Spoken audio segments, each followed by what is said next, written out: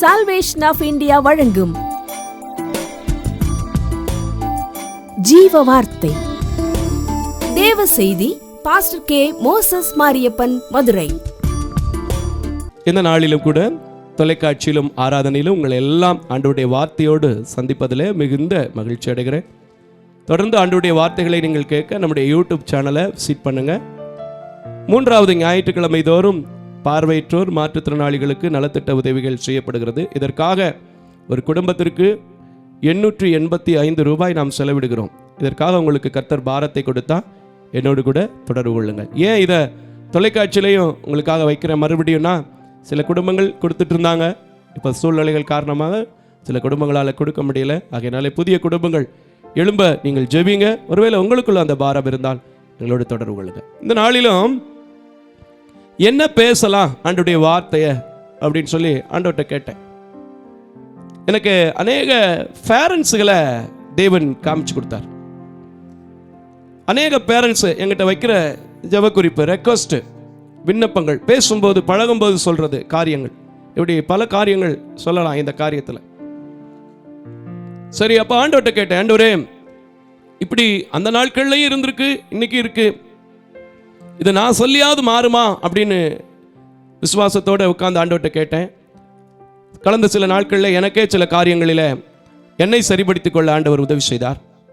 அதே ஆண்டவர் இன்றைக்கும் ஜீவிக்கிறபடினால் கேட்கிற உங்களுக்கும் பார்க்கிற உங்களுக்கும் கர்த்தர் இந்த நாளிலே சரிப்படுத்த உதவி செய்வார். ஆதியாகமங்களின் புஸ்தகம் 25வது அதிகாரம் 34வது வசனத்தை நாம தியானிக்க போறோம். கடைசி வசனம்.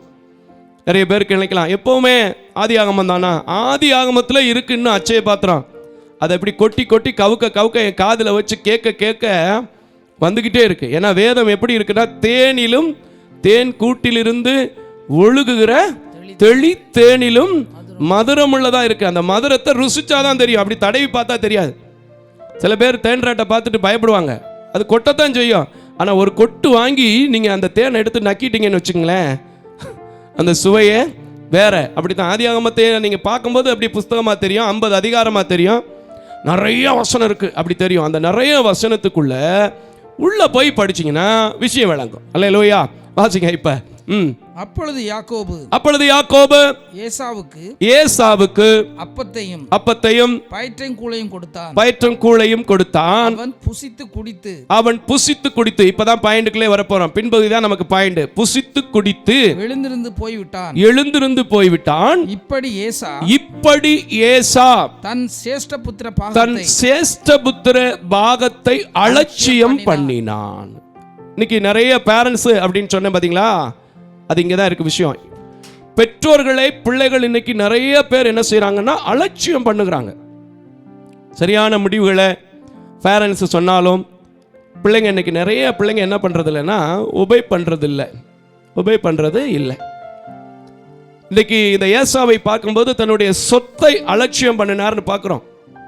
இன்னைக்கு இது எத்தனை பேர் இந்த சபையில் உட்காந்து கேட்டுக்கிட்டு இருக்கிறீங்க, வெளியிலேருந்து கேட்டுட்டு இருக்கீங்கன்னு தெரியல. உங்களுக்குள்ள யாருக்குள்ளையாவது இந்த காரியம் இல்லைன்னு தைரியமா சொல்லிட முடியுமா? கண்டிப்பா சொல்ல முடியாது. பிரதர் நீங்க சொல்ல முடியுமா? பைபிள் வாசிக்கிற சகோதரர் நீங்க சொல்ல முடியுமா? இருக்கு. என்ன பிரதர் செய்யறது? சொல்லி சொல்லி பார்த்தேன், அவ கேட்கல, நான் அவளுக்கு தகுந்த மாதிரி மாறிச்சு. அப்படித்தானே? ஆமா, அப்படித்தான் போயிட்டு இருக்கு. ஆனால் அலட்சியம் செய்வது நம்முடைய ஆசீர்வாதத்தை நாம் என்ன செய்ய முடியாது? பெற முடியாது. எந்த விஷயத்தை யார் சொன்னாலும் முதல்ல நம்ம என்ன செய்யக்கூடாது? அலட்சியம் பண்ணக்கூடாது. சில பேருடைய நடையே பார்த்தீங்கன்னா நம்ம ஊரில் சொல்லுவான், இந்த வாரியா இவ்வளோ அலட்சியமாக அப்படி பார்த்தும் பார்க்காத மாதிரி போகிறேன், ஒரு காலத்தில் இல்லாத போது எப்படி இருந்தான் அப்படின்னுலாம் சொல்லுவாங்க. உண்டா இல்லையா? இன்னைக்கு இதை போல தான் ஒரு சாதாரண காரியம் ஏசா அலட்சியம் பண்ணினான். ஆனால் அவருடைய வாழ்க்கை கடைசி வரைக்கும் குடும்பத்தாராலே பெற்றோர்களாலே அலட்சியம் பண்ணப்பட்ட ஒரு மனிதனாகத்தான் இருந்தான். இன்னும் சொல்ல போனா அவனை பத்தி வேதம் சொல்கிறது சீர்கட்ட ஏசா அப்படின்னு வாசிக்கிறோம். அல்லேலூயா. அப்படியாயா போட்டிருக்கு, அப்படியாயா இருக்கு அப்படின்னு நீங்க கேட்பீங்க. எடுத்துட்டு வாங்களேன். எபிரேயருக்கு எழுதின நிருபம் 12வது அதிகாரம் 17வது வசனத்தை மட்டும் வாசிங்க பிரதர். 12:17. ஏனென்றால் பிற்பாடு அவன் ஆசீர்வாதத்தை சுதந்திரித்துக் கொள்ள விரும்பி. யாருன்னா நீங்க 16 வசனத்தை படிச்சாதான் தெரியும். ஆசீர்வாதத்தை சுதந்திரித்துக் கொள்ள விரும்பியும் ஆகாதவன் என்று தள்ளப்பட்டதை அறிவீர்கள். ஆகாதவன் என்று தள்ளப்பட்டதை அறிவீர்கள். அவன் கண்ணீர் விட்டு அவர் கண்ணீர் விட்டு கவலையோடு தேடியும் மனமாறுதலை காணாமற் போனான். ஆமென். எதனாலன்னா அலட்சியம் பண்ணனால. அந்த சீர்கட்ட வார்த்தை இருக்கு, அதனால சொன்னல. அந்த 16 கூட கொஞ்சம் வாசிச்சிருக்கேன், தேவைப்படுது. ஏன்னா ஒருவனும் வேசிக்கல்லனாகவும், இந்த வார்த்தைக்காக தான் தவிர்க்க நினைச்சேன், இருந்தாலும் வாசிங்க. ஒருவேளை போஜனத்திற்காக தன் சிரேஷ்ட புத்திர பாகத்தை விற்று போட்ட ஏசாவை போல் சீர்கட்டவனாய் இராதபடிக்கு எச்சரிக்கையாயிருங்கள். சீர்கட்டவன். அப்படி என்னையா அவர் சீர்கட்டு போனாரு? அலட்சியம் பண்ணாரு. அலட்சியம் பண்ணாதான் முதல்ல சீர்கடுவோம். உண்மையா சொல்றேன், எந்த பிள்ளைங்க, எந்த தாய் தகப்பனை அலட்சியம் பண்ற பிள்ளைங்க, வாத்தியாரை அலட்சியம் பண்ற பிள்ளைங்க, பிரின்ஸ்பாலை அலட்சியம் பண்ற பிள்ளைங்க, ஹெட்மிஸ்டர்ஸை அலட்சியம் பண்ற பிள்ளைங்க ஒரு நாள் உருப்பிட்டதா சரித்திரமே கிடையாது. பாருங்க, நிறைய பிள்ளைங்களை நம்ம ஊர்ல தெரியும், உங்களுக்கே தெரியும். இப்போதான் நிறைய பேர் நினைப்பாங்க, ஆமாயா நானும் ஒரு காலத்தில் எங்கள் வாத்தியாரெல்லாம் நான் எவ்வளோ கிண்டல் பண்ணேன், இன்னைக்கு என் நிலைமை இப்படி இருக்கு. அலட்சியம் பண்ணுறது. எங்கே அவன் சீர்கெட்டு போனான் அதை கூட கொஞ்சம் பார்த்துருங்களேன். 28 ஆதியாகமங்களின் புத்தகம் 28வது அதிகாரம் 6வது வசனத்தை வாசிப்பான். ஏன்னா தகப்பன் ரொம்ப அழகான ஒரு மனிதன் யாக்கோபு. அவர் ரொம்ப தெளிவாக சொல்கிறாரு, ஆனால் சொன்ன காரியத்தை அவன் செய்யாமல் என்ன செய்கிறாரு? அவர் காரியத்தை கொஞ்சம் வாசித்துருங்களேன். 28 6வது வசனத்தை. ஈசாக்கு யாக்கோபை ஆசீர்வதித்து ஒரு பெண்ணை கொள்ளும்படி அவனை பதான் ஆராமுக்கு அனுப்பினதையும் அவனை ஆசீர்வதிக்கையில் நீ கானானியனுடைய ஸ்திரீகளில் பெண் கொள்ள வேண்டாம் என்று அண்ணனுக்கு சொன்னா, தம்பிக்கு சொன்னா அண்ணனுக்கும் பொருந்துமா பொருந்தாதா இந்த விஷயம்? 2 பேரும் ஒரு தாய் வயிற்று பிள்ளை தானே, ஒரு தகப்பனுடைய வயிற்று பிள்ளை தானே. அதுவும் நம்ம ஊர்ல சொல்ற மாதிரி டுயில்ஸா, அப்படி தானையா? டுயில்ஸ். பதிலா நல்லா சொல்றாங்க, டுயில்ஸ். அப்போ ஒருத்தருக்கா தனியா என்ன செய்ய வேண்டியதில்லை, சொல்ல வேண்டியதில்லை. ஆனாலும் சரி வாசிங்க. கட்டளையிட்டதையும் யாக்கோபு தன் தகப்பனுக்கும் தன் தாய்க்கும் கீழ்ப்படிந்து பதான் ஆராமுக்கு புறப்பட்டு போனதையும் ஏசா கண்டதினாலும் கானானுடைய ஸ்திரீகள் தன் தகப்பனாகிய ஈசாக்கின் பார்வைக்கு ஆகாதவர்கள் என்பதை ஆகாதவன் என்பதை ஏசா அறிந்ததினாலும் ஏசா இஸ்மவேலிடத்துக்கு போய், பாருங்க, எங்க போக கூடாதுன்னு சொன்னாரோ, எதுல முடிக்க கூடாதுன்னு சொன்னாரோ அதுல தான் அவன் என்ன பண்றான்? விழுந்து போறான், சீர்கட்டு போறான். முதல்ல தம்பிக்கிட்ட தன்னுடைய சேஷ்டபுத்திர பாகத்தை பெரிய ஒரு விஷயத்துக்காக இல்லை, ஒரு சாதாரண சாப்பாட்டு விஷயத்துக்காக அலட்சியம் பண்றான். இன்னொன்னு, தன் தகப்பன் சொன்ன விஷயத்தையும் அலட்சியம் பண்ணிட்டு எப்படி போறான்? வாசிங்க.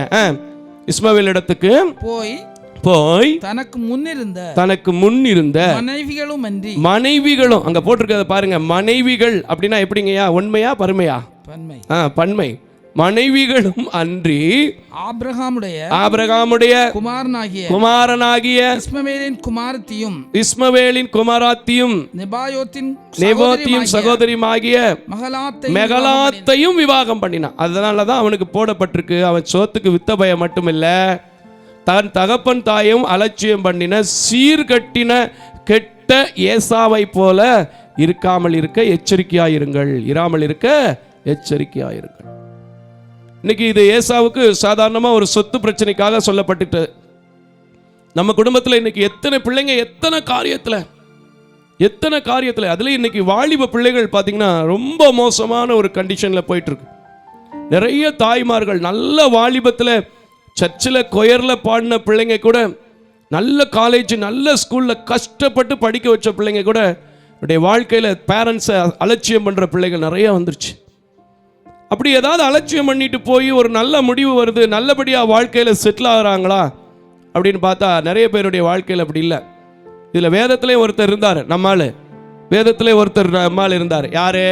நியாயாதிபதிகள் புஸ்தகத்தில் 14வது அதிகாரத்தை எடுங்க, நல்லா இருக்கும் பாருங்க. நியாயாதிபதிகள் புஸ்தகம் 14வது அதிகாரம். இந்த சிம்சோனை பற்றி சொல்லணும்னா சொல்லிக்கிட்டே போகலாம். இவர் கர்த்தருக்கு பிரியமான பிள்ளை, கர்த்தரிடத்துல கேட்டு வாங்கின பிள்ளை. கர்த்தரிடத்துல இந்த பிள்ளையை நான் எப்படி வளர்க்கணும் அப்படிங்கிறதெல்லாம் கேட்டு வாங்கின பிள்ளை. ஆனாலும் அவர் தன்னுடைய தகப்பன் தாயுடைய வார்த்தையை ரொம்ப அலட்சியமா அவர் சொல்றதை மதிக்காம தன் தகப்பன் தாயும் சேர்த்து கூட்டிகிட்டு போயிடுறான். அதான் பிரச்சனை. இன்னைக்கு நம்மளே நிறைய பேர் அப்படித்தான். தேவனுடைய வார்த்தைகள், தேவனுடைய காரியங்களை சில நேரம் அறிந்து கொள்ளாமல் நாம் அலட்சியம் பண்ணுறோம். ஆனால் அதனுடைய முடிவு ரொம்ப கொடூரமானதும் ரொம்ப கொடுமையானதும் இருக்கும். கேட்கறதுக்கே முடியாத ஒரு விஷயமா போடிவிடும். அலட்சியம் பண்ணக்கூடாது. வாசிங்க 2வது வசனத்திலிருந்து வாசிங்க. நான் முதல் வசனத்திலிருந்து தேவையில்லை, 2வது வசனத்திலிருந்து வாசிங்க. திரும்ப வந்து தன் தாயையும் தகப்பனையும் நோக்கி திம்னாத்திலே பெலிஸ்தியரின் குமாரத்திகளிலே ஒரு பெண்ணை கண்டேன். நம்மளும் சொல்றல, இந்த காலேஜில் ஒரு பெண்ணை கண்டேன், அவளை எனக்கு சொல்ல வேண்டும் என்றான். இந்த ஊரில் ஒரு பெண்ணை கண்டேன், இந்த மாமாவிடத்தில் ஒரு பெண்ணை கண்டேன். அல்லேலூயா. இந்த மாமாவிடத்தில் ஒரு பையனை கண்டேன், எனக்கு இவர்தான் வேணும். அந்த மாமா எப்படிப்பட்டவர், அந்த சித்தப்பா எப்படிப்பட்டவர், அந்த பெரியப்பா எப்படிப்பட்டவர், அந்த பிள்ளைகள் எப்படிப்பட்டவங்க, இதெல்லாம் பெற்றோருக்கு தெரிஞ்சு சொன்னா கூட நம்ம கேட்கறது இல்லை. இன்னைக்கு நிறைய பிள்ளைங்க எப்படி விழுறாங்கன்னே தெரியல. இதுல ஒரு பெரிய வேதனை என்னன்னா, நல்ல பைபிள் நாலேஜ் உள்ள பிள்ளைங்க கூட இன்னைக்கு இந்த ஒரு விஷயம் மட்டும் வந்தோடனே தாய் தகப்பனை அலட்சியப்படுத்துது. தாய் தகப்பனை அலட்சியப்படுத்துது. ரொம்ப வேதனையா இருக்கு. அந்த வேதனை நிமித்தமாக தான் இதை எடுத்திருக்கேன். இந்த சால்வேஷன் ஆஃப் இந்தியா வந்து பெரிய ஆசீர்வாதமாக, பெரிய ஆசீர்வாத மழையா சொல்லி வாக்குத்தத்தமாக அப்படியே குமிச்சு கொடுத்து, நான் உங்ககிட்ட இருந்து குமிச்சு வச்சு கடைசியில் எனக்கு 2 கெட்ட பேரையும் சம்பாரிச்சு வச்சுட்டு போகணுங்கிறது என்னுடைய வேலை கிடையாது.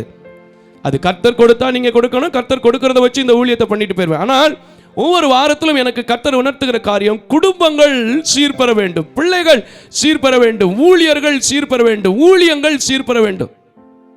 இன்னைக்கு பார்த்தீங்கன்னா எங்கே பார்த்தாலும் அலட்சிய போக்கு. ஒன்றுமில்ல, இன்னைக்கு மாட்டுத்தாவணி பஸ் ஸ்டாண்டில் நான் போயிட்டு எஸ்சிடிசி பஸ்ஸில் கேட்குறேன், ஐயா வேலூருக்கு போகிறதுக்கு பஸ் எப்போ வரும் அப்படின்னு.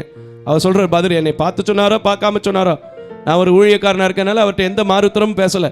அது வர வேண்டிய நேரத்தில் வரும், போக வேண்டிய நேரத்தில் போகும். அப்போ அவருக்கு அங்கே என்ன வேலைன்னு தெரியல. பதில் பார்த்தீங்களா பிரதர்? எப்படி பதில்? அலட்சியமான பதில். இப்படி தான் நம்ம பிள்ளைங்க நிறைய காரியங்கள்ல நிறைய இருக்கு. சரி, வசனத்தை வாசிங்க, முடிச்சிருவோம் அந்த பகுதியை. அப்பொழுது அவன் தாயும் தகப்பனும் அவனை நோக்கி நீ போய் விருத்த சேதனம் இல்லாத பெலிஸ்தியரிடத்தில் ஒரு பெண்ணை கொல்ல வேண்டியது என்ன? நம்ம ஊர்ல இருக்கப்பா நல்ல பொண்ணு, நம்ம ஊருக்குள்ள இருக்கு, நம்ம ஆளுக்குள்ள இருக்கு நல்ல பொண்ணு சொன்னாங்க. ஆனாலும் அவன் என்ன செஞ்சான்? தன் தாய் தகப்பனுடைய சொல்லை அலட்சியப்படுத்தி என்ன சொல்றார்? வாசிங்க. அவளின் கண்களுக்கு பிரியமானவள். ஆமென். கண்களுக்கு தான் பிரியமா இருக்கு, வாழ்க்கைக்கு பிரியமா இருக்குமா? தேவன் ஆசீர்வதிப்பாரா? கொஞ்சம் யோசிக்க மாட்டோம். தகப்பன் தாயுடைய சொல்லை அலட்சியப்படுத்தி போனனால இவன் விட்டுட்டு தான் வந்தான். அடுத்த அதிகாரத்தில் நீங்க படிச்சு பாருங்களேன். இவன் விட்டுட்டு தான் வந்தான். விட்டுட்டு திருப்பி தகப்பன் தாயத்தான் பார்க்க வந்தான். அந்த பெண்ணை இன்னொருத்தனுக்கு என்ன செஞ்சுட்டான்? கொடுத்து விட்டாங்க. பாத்தீங்களா? வசனத்தை வாசிச்சிருக்கீங்களா? ரசிச்சு வாசிச்சு பார்க்கணும் பைபிளை. இவன் கல்யாணம் பண்ணிட்டாரு, சரி பரவாயில்ல, அது கூட சந்தோஷம் தான். விவாகம் பண்ணி விட்டார். கொஞ்ச நாள் தான் வெளியே வந்தாரு. எப்பா நீ போனவன் வருவியோ வரமாட்டேயோன்னு சொல்லி நான் அவருடைய இன்னொருத்தனுக்கு என்ன செஞ்சுட்டேன்? கொடுத்துட்டேன். நீ தாய் தகப்பனை அலட்சியப்படுத்தினேன்னா உன்னையும் உன் வீட்டில் என்ன செஞ்சிருவாங்க? அலட்சியப்படுத்திடுவாங்க. இதான் நமக்கு காமிக்குது இந்த வேதம்.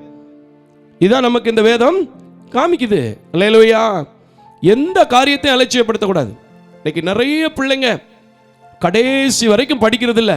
படிப்பு அலட்சியமாகவே பார்த்துக்குருவோம். அதுக்கப்புறம் எக்ஸாமுக்கு 2 நாளைக்கு முன்னாடி உட்காந்து விழுந்து படிக்கிறது. எங்கே ஏறுறது இருக்கிறதே திருண்டு மூளை. அதில் சில இதில் களிமண் பிடிச்சி போயிருக்கு என்ன மாதிரி. எங்கே ஏறும்? அதே படிக்க வேண்டிய காலத்தில் படிப்பு அலட்சியம்னா படிச்சு பாருங்க, அது இருதயத்தில் நிற்குதா நிற்கலையான்னு பார்ப்போம். நிஜமா இன்னைக்கு நிறைய ப்ராக்டிக்கலாக சில விஷயங்களை சொல்கிறேன்.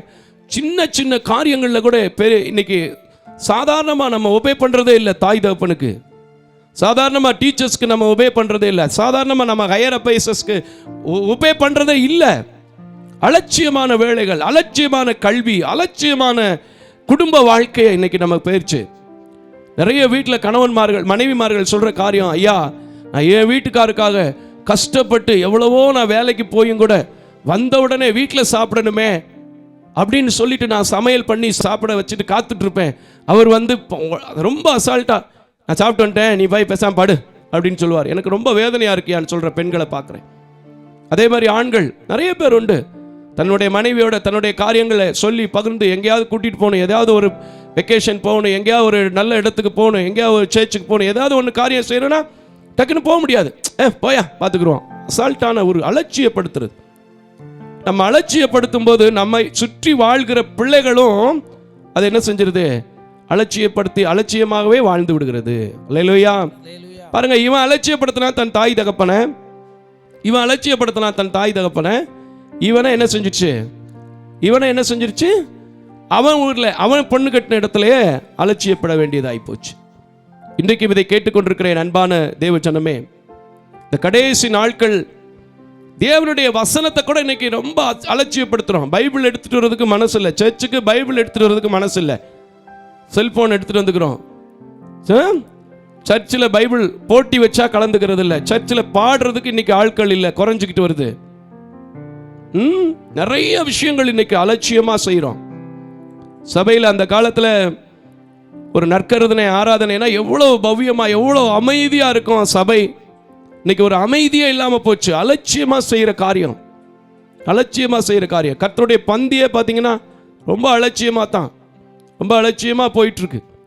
இன்னைக்கு நான் சொல்றேன், கர்த்தர் எல்லாவற்றையும் பார்த்து கொண்டிருக்கிறார். எத்தனையோ அழிவுகளை பார்த்து கொண்டிருக்கிறோம், எத்தனையோ சேதங்களை பார்த்து கொண்டிருக்கிறோம், எத்தனையோ நாசங்களை பார்த்து கொண்டிருக்கிறோம். இன்னும் நாம அலட்சியமா தான் வாழ்க்கையை நடத்துவேன், அலட்சியமா தான் இருப்பேன் அப்படின்னா ஒண்ணுமே கிடைக்காது. நிறைய பேருடைய வாழ்க்கையில நிறைய ஆசீர்வாதங்கள் போனது காரணமே அவருடைய அலட்சியத்தினால தான். ஆனா தேவன் நம்ம எதையாவது அலட்சியம் பண்ணுவாரா அப்படின்னு பார்த்தா சங்கீதத்தில் சொல்லியிருக்கு, திக்கற்றோருடைய ஜெபத்தையும் விதவைகளுடைய ஜெபத்தையும் அவர் எப்பவுமே என்ன செய்ய போறது இல்லை, அலட்சியம் பண்ணுகிறது இல்லை. ஆனா நம்ம எந்த விஷயத்துல என்ன செய்யக்கூடாது, அலட்சியம் பண்றது கூடாது. இன்னைக்கு நிறைய பேர் பார்த்தீங்கன்னா கண்டிப்புனாலே அதை அலட்சியம் பண்றது. நீதிமொழிகளில் கூட அதை பத்தி சொல்லும்போது ரொம்ப அழகா சொல்லிருப்பா. நீதிமொழிகள் 5:12 என்ன சொல்லுது, கொஞ்சம் வாசிங்க. ஐயோ போதகத்தை நான் வெறுத்தேனே, கடிந்து கொள்ளுதலை என் மனம் அலட்சியம் பண்ணினது. அல்லேலூயா. நிறைய பிள்ளைகளுக்கு இன்னைக்கு கண்டிப்புனாலே அப்படி சைஸை எந்திரிச்சு போயிடும். நான் என் பிள்ளைங்களை பார்த்துருக்கேன், உட்கார வச்சு நல்லா பேசுவேன். ஆளுக்கு 50 ரூபாய்க்கு வாங்கி சாப்பிடு, ஆளுக்கு 100 ரூபாய்க்கு வாங்கி சாப்பிடுன்னு சொல்லும்போது அப்படியே என்கிட்ட சாயிறது என்ன, முத்தம் கொடுக்கறது என்ன, அடேங்க அப்பா, அப்படி அழகா போயிட்டு இருக்கோம். சின்ன சின்ன பிள்ளைகளை வைத்திருக்கிறேன். கர்த்தருக்கு தோத்திரம். அல்லேலூயா. ஒரு பாட நோட்டு புக் எடுத்துட்டு வா, ப்ராக்ரஸ் ரிப்போர்ட் எடுத்துட்டு வா, இதில் என்ன பிரச்சனை, ஆன்டி இதை சொன்னாங்களே, சிஸ்டர் இதை சொன்னாங்களேன்னு சொல்ல ஆரம்பிச்சோம்னு வச்சுங்க, சைஸா எங்கே இருப்பானே தெரியாது, மாடிக்கு போயிடுவான். எங்கே இருப்பாங்கன்னே தெரியாது. மூளைக்கு நான் பாட்டுக்கு பாப்பா பாப்பா பாப்பான்னு கத்திக்கிட்டு இருக்க வேண்டியதான். இன்னைக்கு எத்தனை குடும்பத்தில் இந்த நிலைமை இருக்குன்னு தெரியல. ஆனால் நீங்கள் இன்னைக்கு ஒரு காரியத்தை கற்றுக்கொண்டு போங்க. எந்த சூழ்நிலையிலும் எந்த காரியத்தையும் ஒபே பண்ண பழகுங்க. அது நன்மையா தீமையாங்கிறத கொஞ்சம் உட்காந்து ஜெபித்து ஆண்டவரிடத்துல கேட்டுக்கலாம். ஆனால் எந்த காரியத்தை ரொம்ப அசால்ட்டா, ஒரு சின்ன சாப்பாட்டுங்க, அவ்வளோ பெரிய சாப்பாடு பெரிய காரியமா, அது கொஞ்ச நேரம் பெரிய காரியமா, அதுக்கு அலட்சியம் பண்ணா.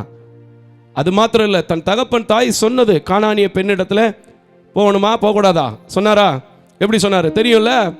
ஆனால் அவன் எங்கே போகக்கூடாதுன்னு சொன்னாரோ அங்கே தான் போவாங்க. இன்னைக்கு நம்ம ஊரில் நிறைய பிள்ளைங்க அப்படி இருக்கு. யார் கூட சேரக்கூடாதுன்னு பிள்ளைங்களை பேரண்ட்ஸை தனியாக கூப்பிட்டு கவுன்சிலிங் கொடுக்குறோமோ கரெக்டாக அந்த பிள்ளையோட தான் மறுநாள் பைக்கில் ஏறி போகிறது, அந்த பையனோட தான் பைக்கில் ஏறி போகிறது.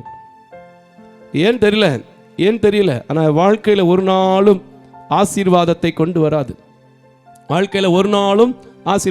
வராது. சாமுவேலின் புஸ்தகத்தில் நீங்கள் பார்க்கும்போது நல்லா இருக்கும். 2வது அதிகாரம் 3வது அதிகாரத்தை நீங்க வாசித்து பாருங்க. சபைக்கு காணிக்கை கொடுக்கிறதே மக்கள் என்ன செஞ்சாங்க, வெறுப்பா எண்ணினார்கள். அல்லேலூயா. ஏன்னா வர்ற மக்களை ரொம்ப அலட்சியமா ஏலியினுடைய பிள்ளைகள் என்ன செஞ்சுட்டான், நடத்திட்டான். தெரியுமா? படிச்சு பார்த்துருக்கீங்களா? அதே மாதிரி ராஜாக்கள் புஸ்தகத்தில் 1 ராஜாக்கள் புஸ்தகத்தில் ஒரு காரியம் இருக்கு. நாபோத்தினுடைய இடத்தை எடுத்துக்கிறதுக்கு ஒருத்தன் அலட்சியமா, நீ ராஜா நீ என்னத்துக்கு கவலைப்படுற அப்படின்னு சொல்லி ஒரு ஏழையை நிந்தித்து அலட்சியப்படுத்தினா. கடைசியில் அவனுக்கு வந்த தண்டனை எப்படி இருந்துச்சு? எந்த காரியத்தை சரி, இன்னைக்கு அது அந்த காரியம்லாம் நிறைய பெருத்து போச்சு. பணம் இருக்கிற ஆள், கொஞ்சம் வசதி இருக்கிற ஆள், கொஞ்சம் படிப்பில் கூடிட்டா, கொஞ்சம் படிப்பு சரியில்லாத ஆளை பார்த்து அப்படியே அவனுக்கு தெரியாதுங்கிறதுக்காக 4 வார்த்தை இங்கிலீஷில் போட்டு வைகிறது அலட்சியமா. அவனுக்கு என்னையா தெரிய போகுது, அப்படி தானையா, அவனுக்கு என்ன தெரிய போகுது? அலட்சியப்படுத்தாதீங்க. கற்ற கல்வியெல்லாம் சரி போட்டோம். அலட்சியப்படுத்தாதீங்க. உங்களுக்கு கர்த்தர் கொடுத்திருக்கிறாருன்னா நல்ல திறமையா சந்தோஷமா இருங்க. எந்த காரியத்தையும் யாரையுமே என்ன செய்யாதீங்க, அலட்சியப்படுத்தாதீங்க. இன்னைக்கு நிறைய பிள்ளைங்க அட்வைஸு போதகம்னாலே அலட்சியமாகி போச்சு. முன்னாடிலாம் சபைகளில் 1 மணி நேரம் 1.25 மணி நேரம் செய்தி கொடுத்துட்டு இருந்தோம். இப்போ 1 மணி நேரம் 1.25 மணி நேரம்லாம் எந்த சபையிலையும் செய்தி கொடுக்க முடியாது. கேட்க மாட்டாங்க, பார்க்க முடியாது. நானே சீக்கிரமாக முடிக்கணும். அல்லேலூயா. இன்னைக்கு சொல்கிறேன், அலட்சியம் பண்ணாதீங்க. அந்த அலட்சியம் உங்கள் வாழ்க்கையில் ஆசீர்வாதத்தை குலைத்து போட்டுவிடும். ஆபிரகாம் தேவன் சொன்ன வார்த்தையை அலட்சியப்படுத்தாமல் இருந்ததுனால தான் அவர் ரொம்ப பெரிய ஆளானார். முதிர் வயதில் நீங்கள் 24வது அதிகாரத்தை வாசித்து பாருங்க, அவரை குறித்து சாட்சி இருக்கிறது.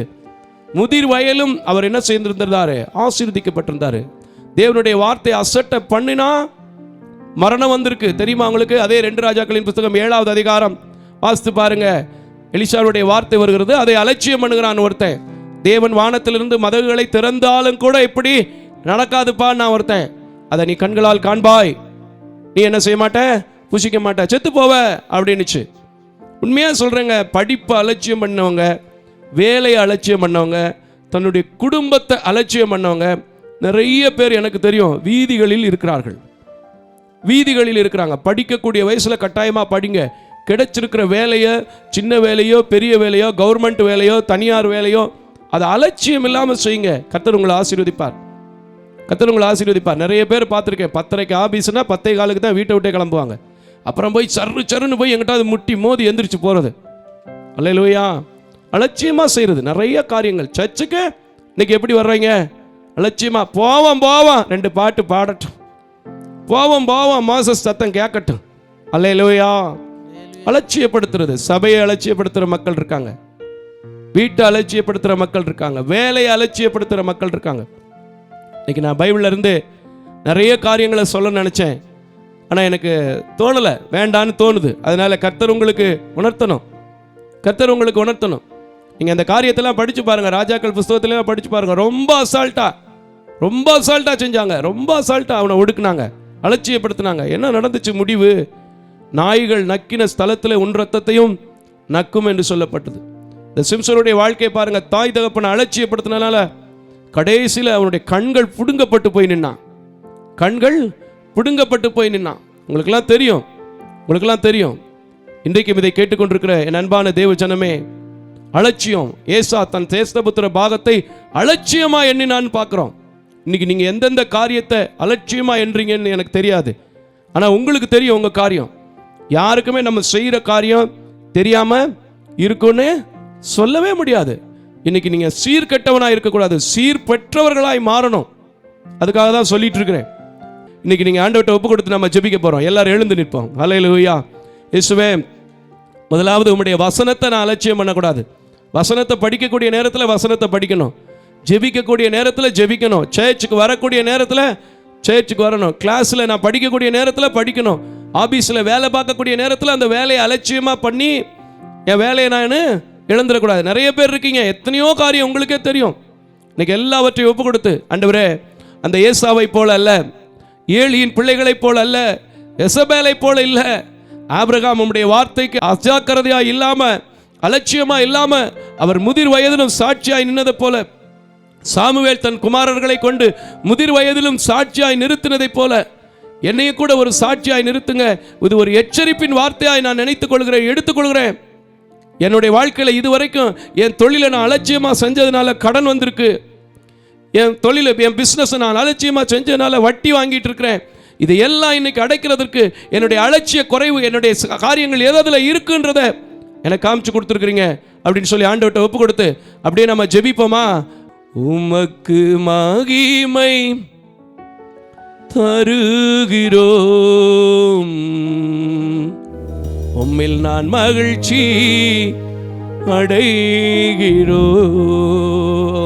எத்தனையோ சபைகளில் கூட நான் பார்க்குறேன், ஒரு கிறிஸ்மஸ், ஈஸ்டர், குட் ஃப்ரைடே வந்தா ஒரு பண்டிகை, ஆண்கள் சங்கமோ பெண்கள் சங்கமோ தோத்துற கூட்டமோ வச்சா, இல்லை நல்ல மட்டன் சாப்பாடு சாப்பிட்ற ஃபெஸ்டிவல் வந்தா சபையில் இருக்கிற கூட்டம் நார்மலாக சண்டையில் இல்லை. ஏன் தெரியுமா? அலட்சியமா எங்கேயாவது போகிறது, எதையாவது செய்கிறதெல்லாம் இன்னைக்கு கூடி போச்சு. நான் சொல்கிறேங்க, கர்த்தர் கொடுத்த வாழ்க்கையை அலட்சியப்படுத்தக்கூடாது, கர்த்தர் கொடுத்த சபையை அலட்சியப்படுத்தக்கூடாது, கர்த்தர் கொடுத்த பேரண்ட்ஸை அலட்சியப்படுத்தக்கூடாது, கர்த்தர் கொடுத்த மனைவியை அலட்சியப்படுத்தக்கூடாது, கர்த்தர் கொடுத்த கணவனை அலட்சியப்படுத்தக்கூடாது, கர்த்தர் கொடுத்த பிசினஸ் அலட்சியப்படுத்தக்கூடாது. எல்லாவற்றிலும் நீங்க என்ன செய்யணும்? சீர்படணும், சீர்படுத்தப்படணும். இதுதான் என்னுடைய நோக்கம். நான் ஒரு நாள் கூட எனக்கே கண்ணு தெரியலையே, என்னாலேயே முடியலையே, நான் வார்த்தையை பேசி என்னாக போகுது, நான் பாடி யார் கேட்பா, நான் துதிச்சு யார் கேட்பான்னு இல்லை. எனக்கு தெரியும், என்னை அலட்சியப்படுத்தாதவர், என் ஜெபத்தை கேட்கிறவர் எப்போவும் என் கூட இருக்கிறார்னு சொல்றேன். இந்த ஊழியத்தை நடத்துறாரு. நீங்க எத்தனை காரியத்தை உங்களுடைய அலட்சியத்தினால இழந்திருக்கீங்களா எனக்கு தெரியாது. எத்தனை காரியத்தில் சின்ன சின்ன காரியம் தானே பிரதர், இதுல என்ன பிரதர் வந்துட போகுதுன்னு நினைக்கிறீங்களா எனக்கு தெரியாது. இப்ப எல்லாவற்றையும் ஒப்பு கொடுத்து, ஐயோ ஏசாவுடைய நிலைமைக்கு நான் வந்துடக்கூடாது, ஏலியினுடைய பிள்ளைக்கு நான் நிலைமைக்கு வந்துடக்கூடாது, எசபேலுடைய நிலைமைக்கு வந்துடக்கூடாது, அந்த ராஜாவுக்கு கைலாக கொடுக்கிற மனுஷனுடைய நிலைமை எனக்கு வந்துடக்கூடாது. என்னுடைய அலட்சியங்கள், அஜாக்கிரதைகள் எல்லாவற்றையும் மாற்றும். தாழ்மையாய் உம்முடைய சமூகத்தில் வைக்கிறேன். தாழ்மை உள்ளவனுக்கு தேவன் கிருபைன்னு சொல்லியிருக்கிறீங்களே, அந்த கிருபை எனக்கு இறங்கி வரட்டும்னு சொல்லுங்க. புதிய நாட்கள், புதிய வாரம், புதிய மாதங்களை நீங்கள் காணும்போது நான் சொல்றேன், ஆரம்பத்தில் இருந்த எல்லா ஆராதனையிலையும் சொல்றேன், உங்க முடிவு அலட்சியங்களை விடும்போது நல்ல முடிவா இருக்கும், ஆசீர்வாதத்தின் முடிவா இருக்கும், நல்ல அநேக காரியங்களில் செழிப்பை கண்ட ஒரு முடிவா இருக்கும். எத்தனை பேர் விசுவாசிக்கிறீங்களோ அத்தனை பேர் கரங்களை தட்டி கர்த்தர் அப்படி செய்ய போகிறதுக்காக நன்றி செலுத்துங்க. ஹல்லேலூயா, ஹல்லேலூயா. உங்க தொழில ஒரு மாற்றம் வரப்போகுது, உங்க குடும்ப வாழ்க்கையில ஒரு மாற்றம் வரப்போகுது, உங்க கல்வியில ஒரு மாற்றம் வரப்போகுது, உங்க ஊழியத்தில் அநேக ஆத்துமாக்களை கர்த்தர் கொடுக்க போறார். ஹல்லேலூயா, ரிப சந்தரபரகலம. ஹல்லேலூயா, ஸ்தோத்திரம். அப்படி செய்ய போற தேவனே உமக்கு நன்றின்னு சொல்லுங்க, உமக்கு ஸ்தோத்திரம்னு சொல்லுங்க. அவர் உங்களை வாளாக்காமல் தலையாக்க போறார், அவர் உங்களை கீழாக்காமல் மேலாக்க போறார். நீங்கள் இப்போது இருக்கிறதை பார்க்கலாம் 1000 மடங்கு பெருக போறீங்க. ஒன்னே ஒண்ணுதான் நீங்க செய்யணும். இதுவரைக்கும் நான் சின்ன சின்ன காரியங்கள், இதுவரைக்கும் சபைக்குரிய காரியங்கள், குடும்பத்தில் எல்லாத்துலையும் கொஞ்சம் அலட்சியம் என்கிட்ட இருந்துச்சு, கொஞ்சம் அஜாக்கிரதையாக தான் செயல்பட்டேன். இப்போ நான் கவனித்து செயல்படுவேன். கர்த்தருக்கு முன்பதாக அறிக்கை பண்ணுறேன், என் வாழ்க்கையை அவர் மாற்றுவார், என் வாழ்க்கையை அவர் ஆசீர்வதிப்பார்னு சொல்லுங்க. கர்த்தர் உங்களை ஆசீர்வதிப்பார். அந்த ஆசீர்வதிக்கிற தேவனை நோக்கி இப்பொழுதும் நாம் ஜெபம் செய்வோம். கிருபையும் இரக்கம் நிறைந்த நல்ல ஆண்டவரே, உம்முடைய ஊழியத்தை நீர் கொடுத்த நாள் முதல், உம்முடைய வார்த்தையை பெற்ற நாள் முதல், உம்முடைய தரிசனத்தை கண்ட நாள் முதல் அலட்சியம் செய்யாதபடிக்கு இந்த ஊழியத்தை செய்யும்போது அநேக பிள்ளைகளை எழுப்பி கொடுத்து, அநேக குடும்பங்களை எழுப்பி கொடுத்து இதுவரையிலும் நடத்தினீர். இப்பொழுதும் கூட தொலைக்காட்சியில், யூடியூப்பில் பார்த்து, ஐயோ என் அலட்சியத்தினால் கடன் வந்தது, ஐயோ என் அலட்சியத்தினால் இருந்த கர்ப்பத்தையும் நான் அழித்தேனே, எனக்கு தோணுதுங்க இப்படி கர்த்தர் சொல்ல சொல்லி, எனக்கு அலட்சியத்தினால் செய்ய வேண்டிய வயதில் திருமணத்தை செய்யாமல் போனேனே, இப்படி எல்லாம் ஜெபித்து கொண்டிருக்கிற, கலங்கி கொண்டிருக்கிற ஒவ்வொரு பிள்ளைகளும் உம்மிடத்தில் அறிக்கை செய்யும்போது அவர்களை ஆசீர்வதிக்கிற தேவனாய், அவர்களை சரிப்படுத்துகிற தேவனாய், அவர்கள் குடும்ப வாழ்க்கை, அவர்கள் தொழில்களை சிறப்படுத்துகிற தேவனாய், ஆசீர்வதிக்கிற வழி நடத்துகிற தேவனாய் இருந்து நீங்கள் ஆசீர்வதிக்க வேண்டும் என்று உம்முடைய கரத்தில் கொடுக்கிறேன். தொடர்ந்து இந்த ஊழியம் கூட உண்மை உள்ளது என்று நம்பி, குரானமாய் செய்யப்படுகிறது என்று நம்பி, மாதந்தோறும், வாரந்தோறும், நாட்கள் தோறும் எங்களுக்காய் ஜெபிக்கிற, கொடுக்கிற அத்தனை பிள்ளைகளையும் கூட கர்த்தர் ஆசீர்வதியும். நீர் அப்படியே ஆசீர்வதிக்கிறதற்காக உமக்கு நன்றி செலுத்துகிறோம்.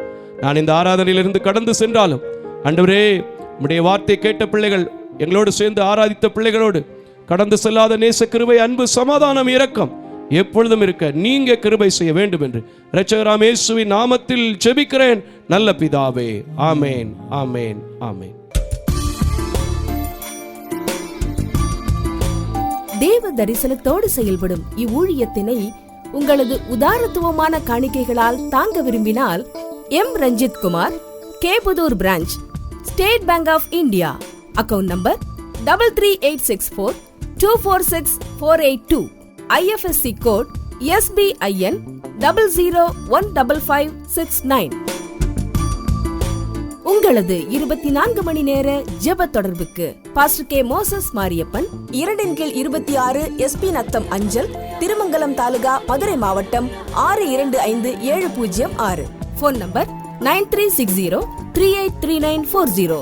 அவர் இமெயில் அட்ரஸ் mosespn.k@gmail.com. ஜெபியுங்கள், தாங்குங்கள். தேவன் தாமே உங்களை நிறைவாய் ஆசீர்வதிப்பாராக.